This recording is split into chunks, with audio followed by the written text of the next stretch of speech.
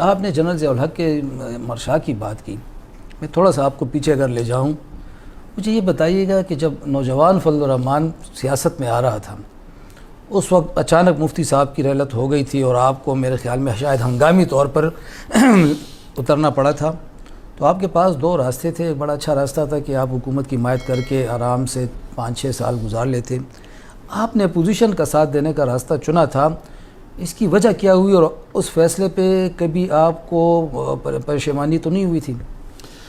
دیکھیے، جہاں تک ہے عوامی تاثر کی بات، تو عوام میں پیپلز پارٹی اور پی این اے دو الگ اور بڑے فاصلے کے دھارے تھے، اور بہت زیادہ ایک تلخی کا ماحول اس تحریکوں کی وجہ سے پیدا ہوا۔ لیکن اس تمام تلخیوں کو راستہ ملا مذاکرات کی میز پہ اکٹھے ہونے کا۔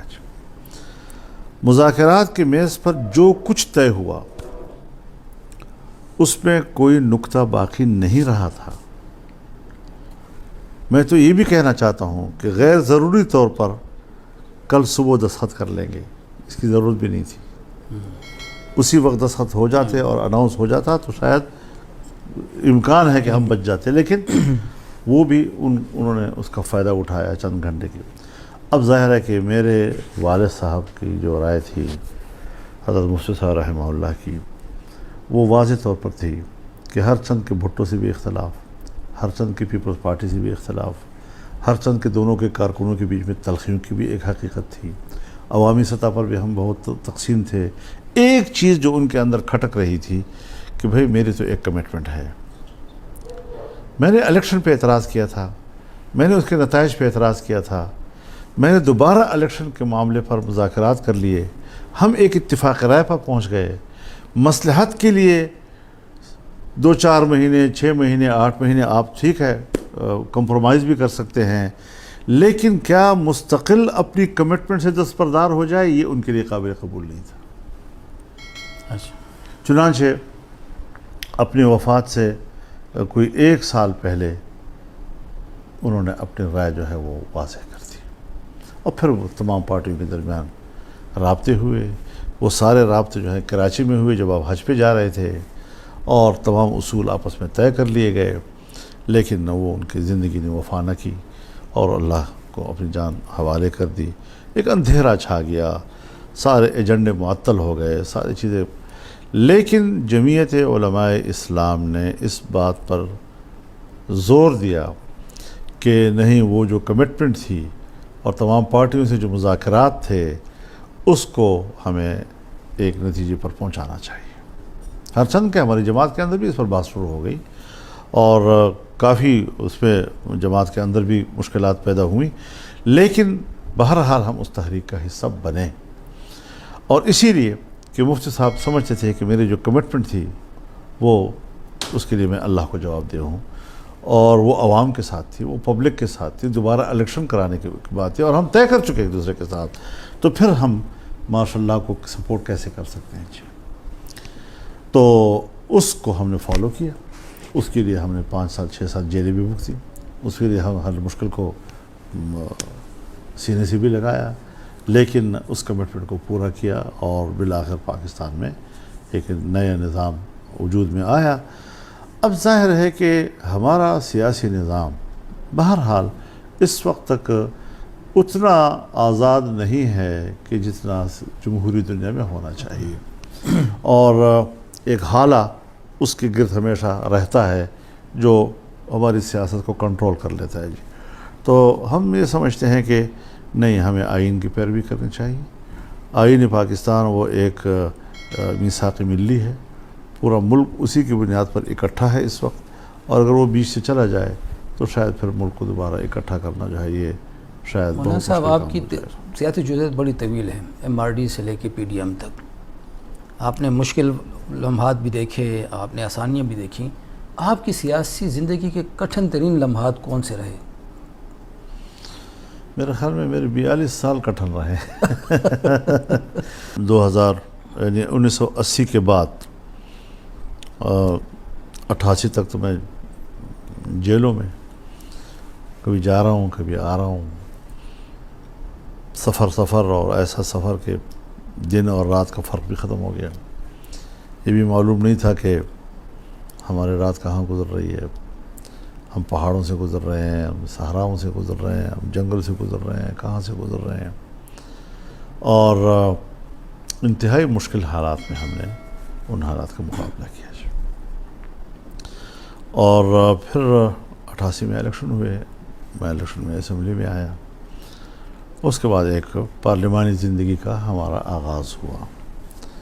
لیکن پارلیمانی زندگی میں بھی ہم تو بڑے نظریاتی لوگ تھے, بڑے آئیڈیل سوچ کے حامل تھے.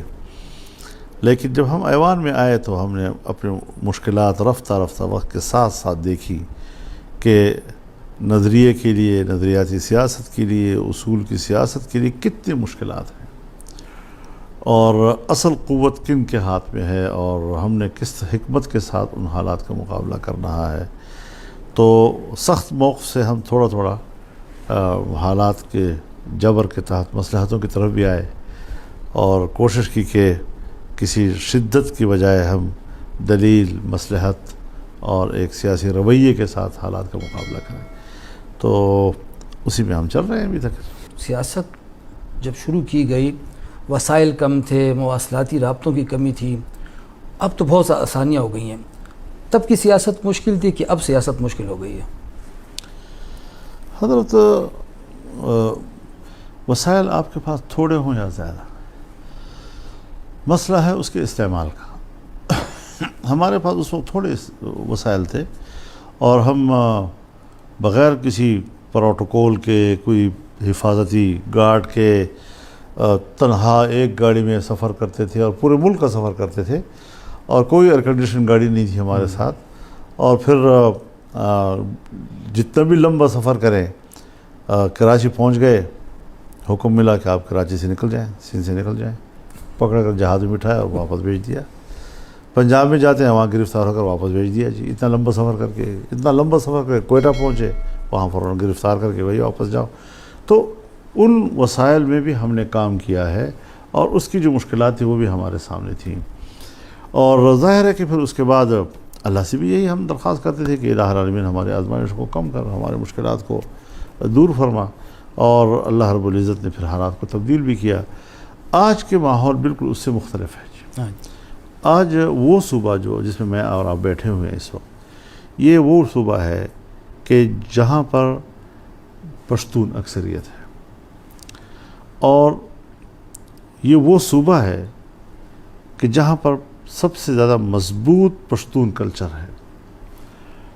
اور جہاں پر پشتون ہوتا ہے وہاں پر مذہب کی جڑیں بھی گہری ہوتی ہیں. وہ بڑا کٹر قسم کا مذہبی ایک ماحول رکھتا ہے. نشانے پہ رکھا گیا خاص طور پر 9/11 کے بعد کہ اس صوبے کے اندر جو مذہب کی گہری جڑیں ہیں ان کو اکھاڑنا ہے ہم نے. اور اس کا اعتراف ان لوگوں نے جو اس پورے تحریک کے پیچھے تھے, میرے سامنے اعترافات کیے ہیں انہوں نے, منظم منصوبہ بندی بڑے کے تحت ہوا.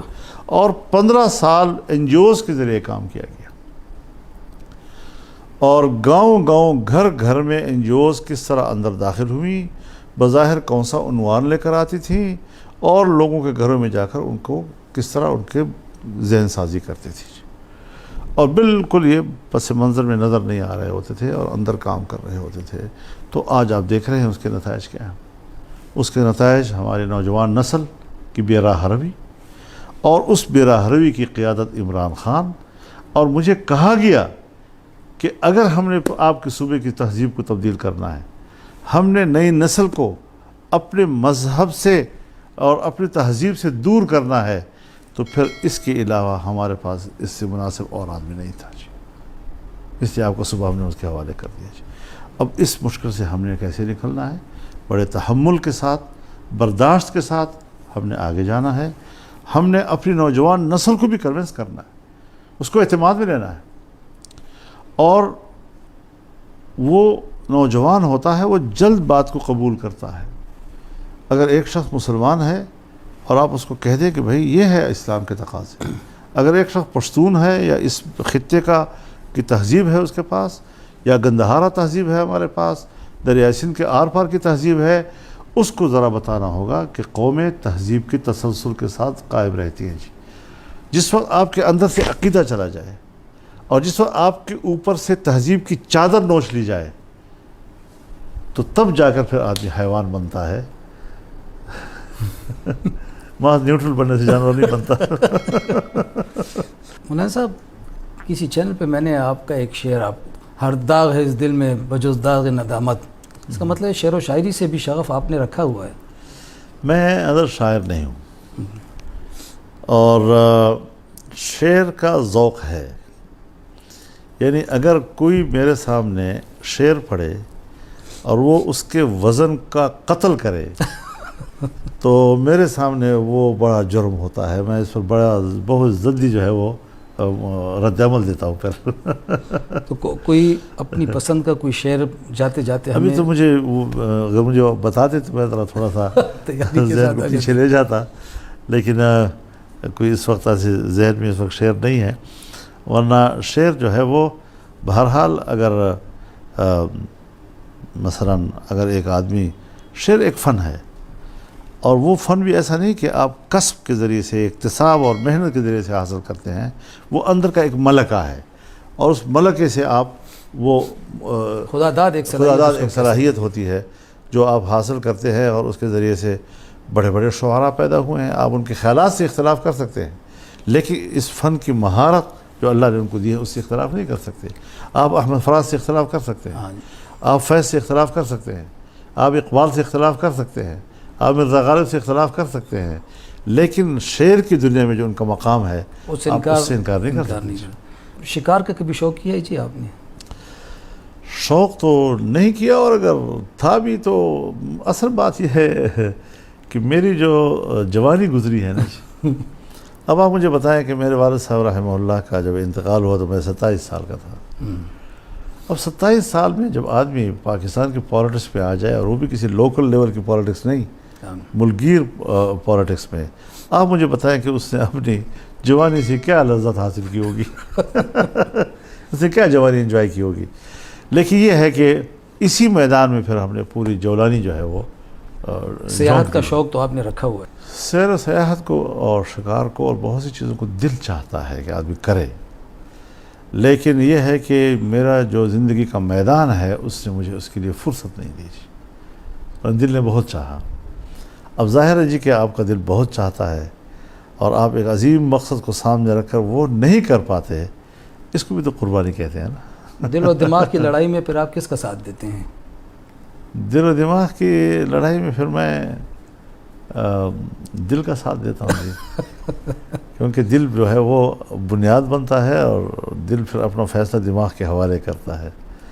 تو دل کی حیثیت صدر کی ہے اور دماغ کی حیثیت وزیر اعظم کی ہوتی ہے. وہ ایگزیکٹو پاور ہوتا ہے جی، وہ پھر اعضاء کو حوالے کرتا ہے ساری چیزیں جی. تو یہ جو لوگ کہتے ہیں نا جی کہ یہ دماغ سے نہیں سوچتے اور دل سے سوچتے ہیں، اللہ رب العزت نے ہمیشہ ہدایت اور گمراہی کا مرکز جو ہے وہ دل کو قرار دیا ہے. تو ہمیں ان اصطلاحات کو زیادہ اہمیت دینی چاہیے، نہ یہ کہ اپنے ماحول کے گڑی ہوئی جو ہماری اصطلاحات ہیں بس اس کے پیچھے ہم جاتے رہیں.